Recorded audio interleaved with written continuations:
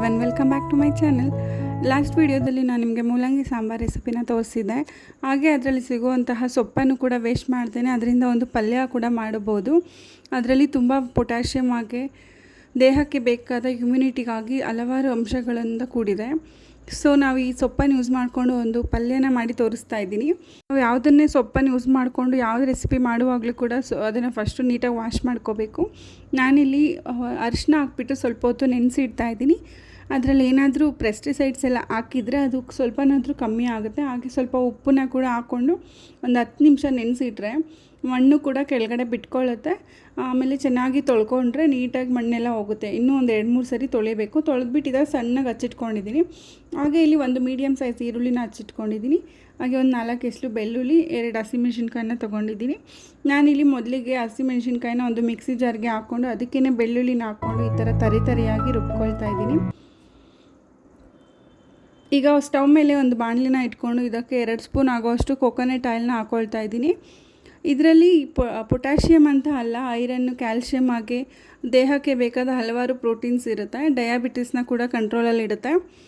ಹಾಗೆಯೇ ಇದರಲ್ಲಿ ಏನಂದರೆ ಬ್ಲಡ್ ಪ್ರೆಷರ್ನ ಕೂಡ ಕಂಟ್ರೋಲಲ್ಲಿ ಇಡೋಕ್ಕೆ ಸಹಾಯ ಮಾಡುತ್ತೆ. ಹಾಗೆ ಬ್ಲಡ್ಡಲ್ಲಿರೋ ಶುಗರ್ ಲೆವೆಲ್ನ ಕೂಡ ಕಮ್ಮಿ ಮಾಡುತ್ತೆ. ಈ ಥರ ಹಲವಾರು ಆರೋಗ್ಯ ಪ್ರಯೋಜನಗಳಿದೆ ಅಂತ ಹೇಳ್ಬೋದು. ನಾನೀಗ ಒಗ್ಗರಣೆಗೆ ಸಾಸಿವೆ, ಜೀರಿಗೆ, ಕಡಲೆಬೇಳೆ ಹಾಗೆ ಸ್ವಲ್ಪ ಉದ್ದಿನ ಬೇಳೆನ ಹಾಕ್ಕೊಂಡು ಚೆನ್ನಾಗಿ ಫ್ರೈ ಮಾಡ್ಕೊಂಡಿದ್ದೀನಿ. ಹಾಗೆ ಇದಕ್ಕೇ ಸಣ್ಣದಾಗಿ ಹಚ್ಚಿಟ್ಕೊಂಡಿರೋ ಈರುಳ್ಳಿನ ಆ್ಯಡ್ ಮಾಡ್ಕೊಂಡಿದ್ದೀನಿ. ಇದು ಸ್ವಲ್ಪ ಫ್ರೈ ಆಗ್ತಾ ಇದೆ. ಇವಾಗ ಇದಕ್ಕೆ ಕರ್ಬೇವಿನ ಸೊಪ್ಪನ್ನ ಆ್ಯಡ್ ಮಾಡ್ಕೊಳ್ತಿದ್ದೀನಿ.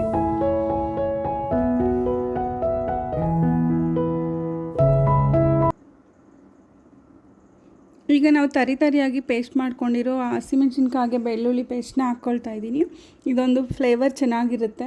ಈ ಥರ ಒಂದ್ಸರಿ ಟ್ರೈ ಮಾಡಿ ನೋಡಿ, ತುಂಬ ರುಚಿಯಾಗಿರುತ್ತೆ. ನೀವು ಯಾವುದೇ ಕಾರಣಕ್ಕೂ ಸೊಪ್ಪನ್ನ ಬಿಸಾಡೋದಿಲ್ಲ. ಈಗ ಇದು ಫ್ರೈ ಆಗಿದೆ. ನಾನು ಇದಕ್ಕೆ ಸೊಪ್ಪನ್ನ add ಮಾಡ್ಕೊಳ್ತಿದ್ದೀನಿ.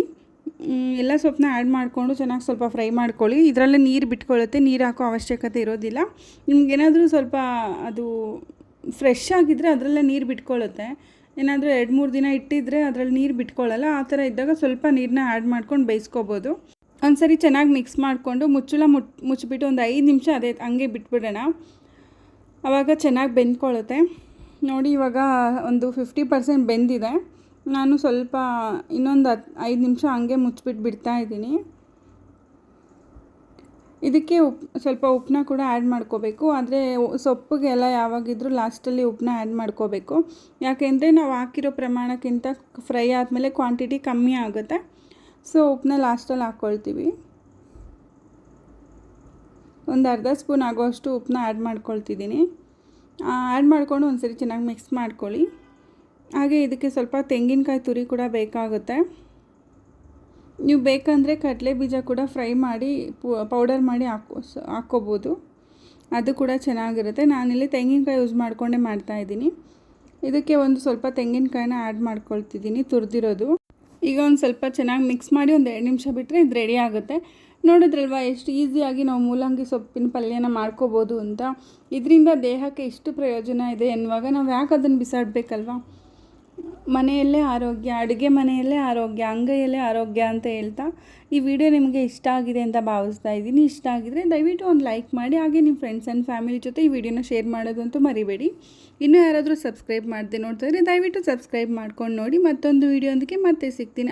Pleasant day. Thank you.